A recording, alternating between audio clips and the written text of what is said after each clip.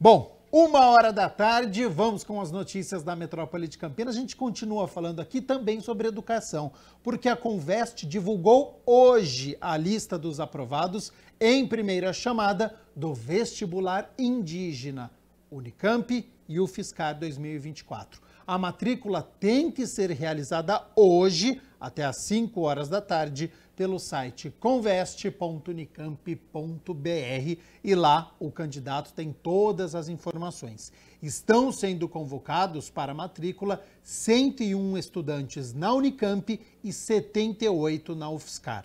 A segunda chamada vai ser divulgada no dia 9 de fevereiro na página da Conveste e vai haver até 5 chamadas para a matrícula online.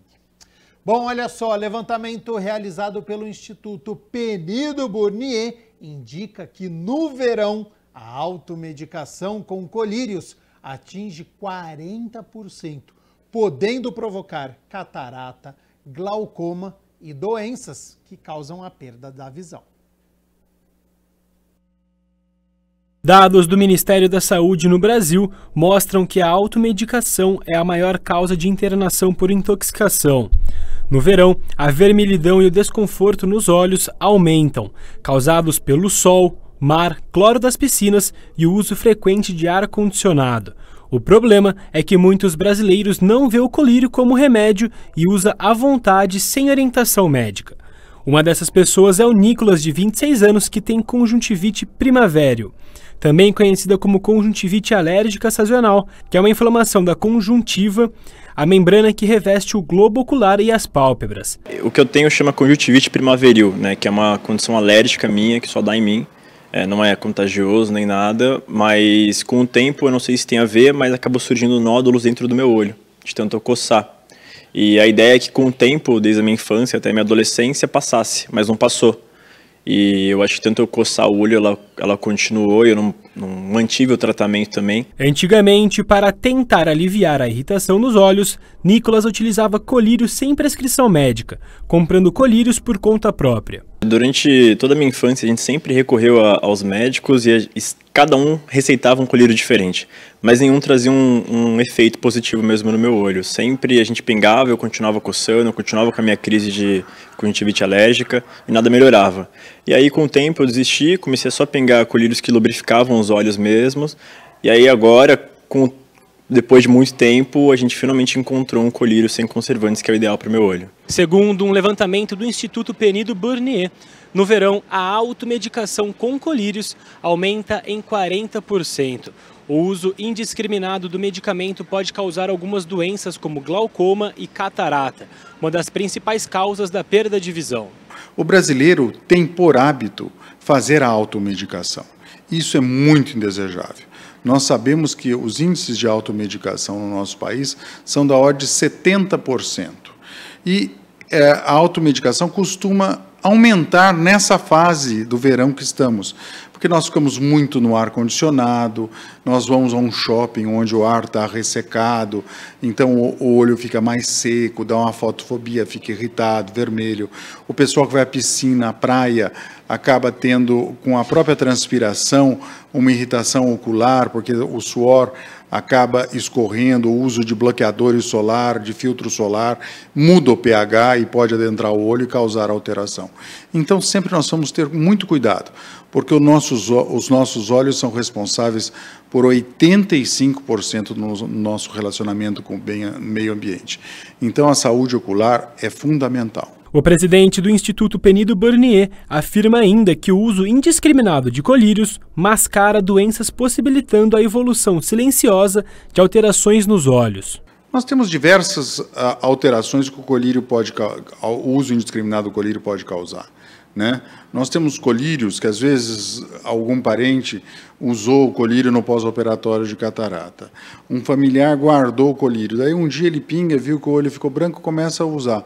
Esse colírio, às vezes, tem um anti-inflamatório, tem antibiótico, ele tem cortisona. O uso indiscriminado de colírios com corticoide leva a catarata, a glaucoma, ou mesmo de antibióticos não corretamente, pode levar a resistência bacteriana. Nós temos colírios que podem contrair a pupila, colírios que podem dilatar a pupila, atrapalhando a visão proximal. Então, nós vamos saber que o colírio ele tem um efeito e muitas vezes tem também o seu efeito colateral. Para o oftalmologista, o uso correto do colírio é essencial para a saúde ocular. É fundamental. Muitas pessoas utilizam o colírio erroneamente, porque não sabem pingar o colírio. Quando é prescrito o colírio, a primeira coisa que precisamos saber é instilá-lo, né? É puxar a pálpebra inferior, muitas vezes levar o mento para cima e pingar o colírio. Porque uma gota basta para o efeito. Toda medicação, todo colírio é calculado para a instilação de apenas uma gota. Seja ele antibiótico, antialérgico ou até mesmo as lágrimas artificiais. Então é muito importante termos essa consciência. E também sabermos que o colírio é uma medicação, não é uma aguinha qualquer. Então precisamos usá-lo sempre com a prescrição médica, geralmente com a prescrição do oftalmologista. Vazamentos de dados pessoais deixam muitas pessoas vulneráveis a golpes. Com o número do CPF e outros dados, golpistas conseguem realizar empréstimos, abrir contas ou fazer compras em outro nome, que pode ficar sujo após essa fraude. Receber a informação de que seus dados pessoais vazaram não é nada legal. Por isso, algumas dicas são importantes para não cair no golpe. Primeira dica seria ser muito criterioso em relação às informações e aos documentos que você passa a terceiros, a comerciantes, a sites. Fazer aquela pergunta, é realmente necessário toda essa informação, documentação, para fazer um simples cadastro em uma loja?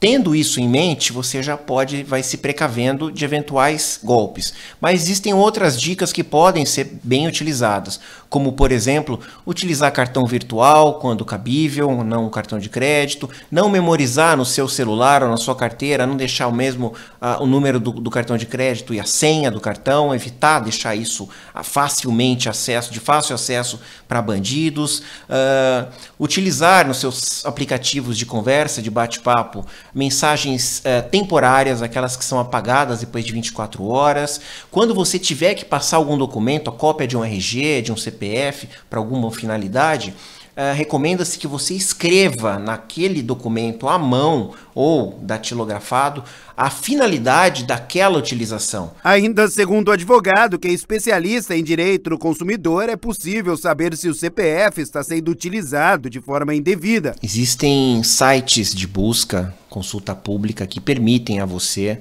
verificar se o seu CPF está sendo utilizado por terceiros indevidamente. Alguns sites são recomendados, mas preferencialmente aqueles públicos, de registros públicos. O Banco Central do Brasil tem um site chamado registrato.bcb.gov, que é o mais indicado para esse tipo de verificação. Ali você pode saber, por exemplo, se há contas bancárias abertas em seu nome com seu CPF, fora do estado, em todo o território brasileiro. E claro, né, pessoal, é fundamental que se faça um boletim de ocorrência. A primeira recomendação nesse caso, na verdade, seria contactar os bancos envolvidos, tanto os bancos que a vítima da fraude tem conta corrente, como o banco onde a conta foi indevidamente aberta, para que eles sejam notificados sobre a operação, sobre a fraude, a ocorrência da fraude, do crime. Em seguida, recomenda-se que você abra um boletim de ocorrência, registre o que aconteceu, onde você vai passar para a polícia toda a documentação, como prints de tela, de conversas, registro de atendimentos e etc.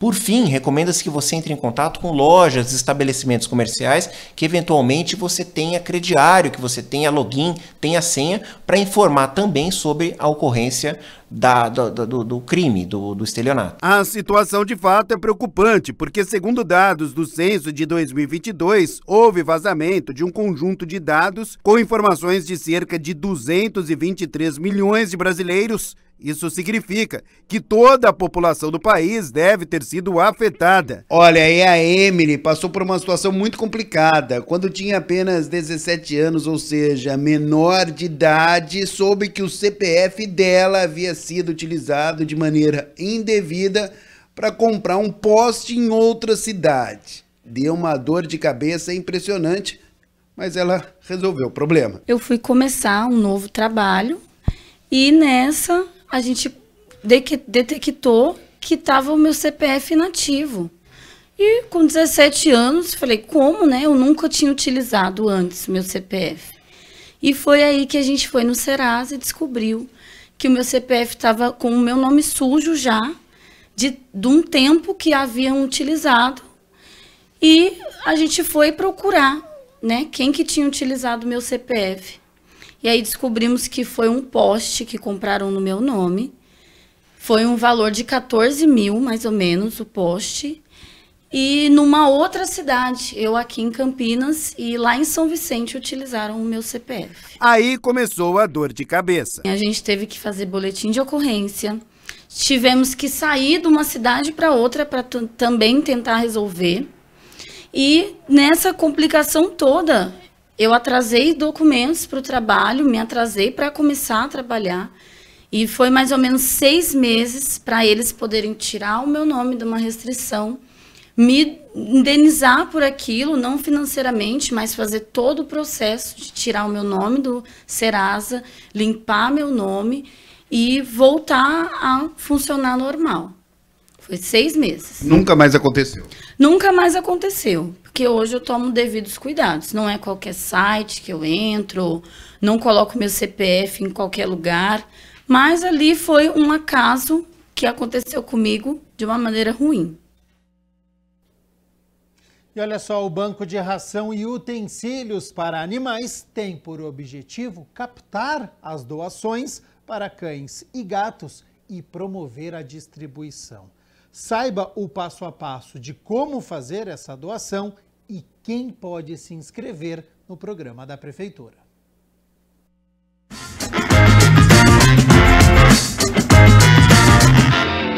O Banco de Ração e Utensílios para Animais tem como objetivo captar rações para cães e gatos e promover a sua distribuição. A prioridade são as pessoas mais carentes e que precisam estar inscritas em programas sociais. Em seguida, os protetores independentes e, na sequência, as ONGs. Olha, primeiro é mais um passo nas políticas de proteção e bem-estar animal em Campinas. Já tem outros projetos que são o SAMU Animal, né, que é o Castramóvel, que é o ambulatório médico veterinário que roda a nossa cidade fazendo consultas gratuitamente, com 2 unidades, e agora o banco de ração animal, também de utensílios. O que ocorre? Na pandemia a gente percebeu toda uma dificuldade social. E após a pandemia mesmo, até hoje, se observa isso, problemas sociais e muito aumento de abandono de animais e também dificuldade das pessoas em comprar rações, em manter os seus animais com tudo que eles precisam. Então vem nesse sentido de dar essa assistência à população que mais precisa para que possam alimentar seus animais. A gestão do Banco de Ração realiza cadastramento, triagem e destinação de doações e é feita pelo Departamento de Proteção e Bem-Estar Animal. É uma parceria entre a Secretaria do Verde, Meio Ambiente e Desenvolvimento Sustentável e o Conselho Municipal de Proteção e Defesa Animal. Primeiro, para se cadastrar, você vai no portal animal, vai entrar em contato através do e-mail específico com o Conselho Municipal de Proteção e Defesa Animal, que se chama CMPDA.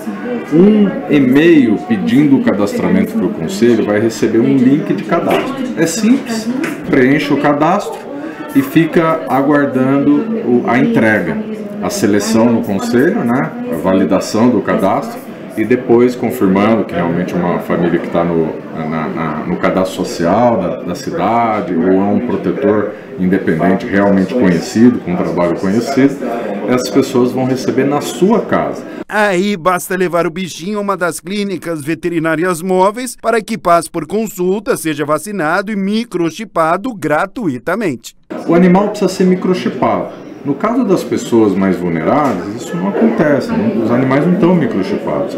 Então a gente vai entregar a ração e já vai fazer o serviço de microchipagem, para garantir que a pessoa já possa ser cadastrada como tutora daqueles animais. Então é todo um projeto de proteção e bem-estar dos nossos animais com esse viés social, de fazer chegar a ração para aquelas pessoas que estão mais precisando de receber a ração.